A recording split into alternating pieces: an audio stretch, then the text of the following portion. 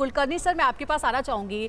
इस बार स्वदेशी गन से दी जाएगी सलामी, ये भी एक बहुत बड़ी खासियत है। 21 तोपों की जो सलामी होती थी, इससे पहले ब्रिटिश जमाने की 25 पाउंडर आर्टिलरी से होती थी, लेकिन अब 105 mm के इंडियन फील्ड गन से होगी सलामी। इसके बारे में अगर आप दर्शकों को कुछ ब्रीफ कर पाए, जानकारी दे पाए तो।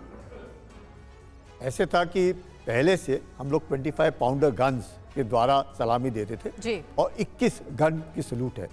ये एक ट्रेडिशन है जो 21 गन है, कई बार इससे ज़्यादा भी होता था, लेकिन हम लोगों ने जो कस्टम अडॉप्ट किया है वो 21 गन सलूट का है। और वो 21 गन सलूट इस बार जो है 105 इंडियन फील्ड गन, यानी कि इंडिजनाइज हम लोगों ने अपने ही देश पे बनाई गन है, उसके द्वारा 21 गन की सलूट दी जाएगी। जब राष्ट्रपति को सलूट दिया जाता है, उस वक्त जब राष्ट्रगान बजाया जाता है, उस समय जो 21 गनों की तोपों का सलूट होता है वो और उसका सिंक्रोनाइजेशन, जिसके द्वारा सबको पता चलता है। लेकिन इस बार सबसे बड़ी बात, इतने सालों से जो हम लोग अमूमन एक सेरेमोनियल बैटरी होती थी 25 पाउंडर गन्स की, वो जो ब्रिटिश सेकेंड वर्ल्ड वॉर से गन चलता है, उसको छोड़ अब हम इंडिजनाइज अपना गन 105 इंडियन फील्ड गन, जो भारत के अंदर भारत का डिज़ाइन भारत में बनता है, उसके द्वारा ये सैल्यूट दिया जाएगा 21 गन का।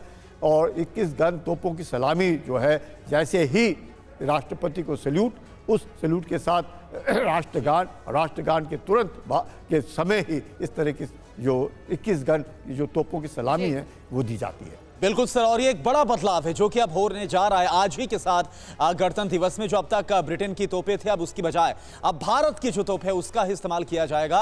अब जो 21 तोपों की सलामी दी जाती है राष्ट्रगान के साथ ही। इस बीच एक बड़ी खबर का हम रुख कर रहे हैं, पटना से बड़ी खबर आ रही है। पटना के गांधी मैदान में संदिग्ध युवक से पूछताछ हो रही है, इसको डिटेन किया गया है। पुलिस संदिग्ध युवक से पूछताछ कर रही है। रुपेश इस वक्त हमारे साथ जुड़े हुए हैं। रुपेश, क्या संदिग्ध नजर आया इस युवक को लेकर, जिसके बाद इससे पूछताछ हो रही है?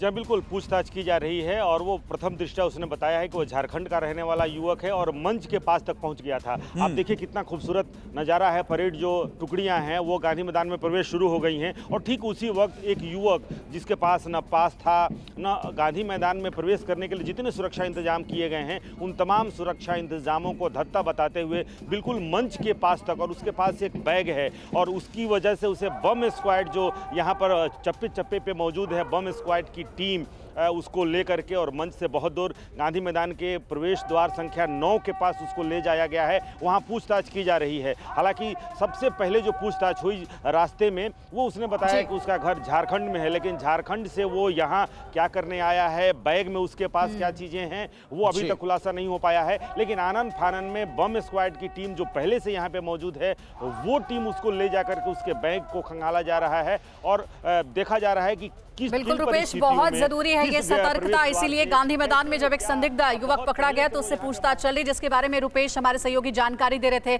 आगे लौटेंगे आपके पास रुपेश। मुंबई का रुख करते हैं। मुंबई से हमारे सहयोगी अखिलेश हमारे साथ जुड़े हुए हैं, उनके पास चलते हैं। अखिलेश, मुंबई की तस्वीरें भी दिखाइए। वहां गणतंत्र दिवस समारोह को लेकर के कैसी तस्वीरें देखने को मिल रही है, कितना समय और जब कार्यक्रम की शुरुआत होगी? जी बिल्कुल, देखिए यहाँ पर हम सीधे तस्वीरें दिखाएंगे आपको।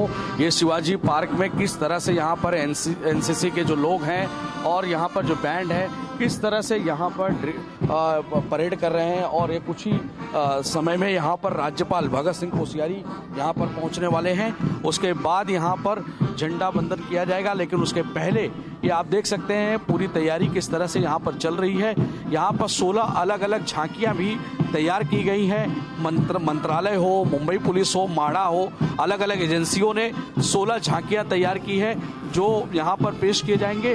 उसके पहले यहाँ पर बैंड किस तरह से रिहर्सल करते हुए राज्यपाल यहाँ पर 9:13 पे झंडा वंदन करेंगे। उसके बाद 9:22 पे उनका भाषण होगा और यहाँ पर पूरी तैयारी अब अंतिम दौर में चल रही है। शिवाजी पार्क ऐसे भी अहम माना जाता है क्योंकि इसी पार्क में यहाँ पर लता मंगेशकर का अंतिम संस्कार हुआ था। उसके साथ यहाँ पर सचिन तेंदुलकर इसी मैदान से खेल के बड़े हुए थे, तो ये शिवाजी पार्क काफी अहम माना जाता है। सबसे बड़ी बात है यहाँ पर आतंकी खतरा भी रहता है। मुंबई पुलिस ने एडवाइजरी जारी किया था, इसलिए सुरक्षा के भी चाक चौबंद इंतजाम किए गए हैं। और उसके साथ ही यहाँ पर आप देख सकते हैं कि अलग अलग विभाग के लोग किस तरह से, मुंबई पुलिस है, नेवी है, मिलिट्री है, उसके साथ यहाँ पर एनसीसी के लोग हैं, होमगार्ड के लोग हैं, ये सभी इस तरह से यहाँ पर झंडा बंधन करेंगे और उसके साथ उन्हें सलामी देंगे। तो ये पूरी झांकी आप देख सकते हैं यहाँ पर शिवाजी पार्क में अंतिम दौर पे चल रही है और 9:13 पे यहाँ पर राज्यपाल पहुंचेंगे और झंडा फहराएंगे। जी बिल्कुल अखिलेश, आपका हम आगे भी रुख करेंगे। ये तस्वीरें आपने दिखाई, बेहद ही खूबसूरत तस्वीरें शिवाजी पार्क की।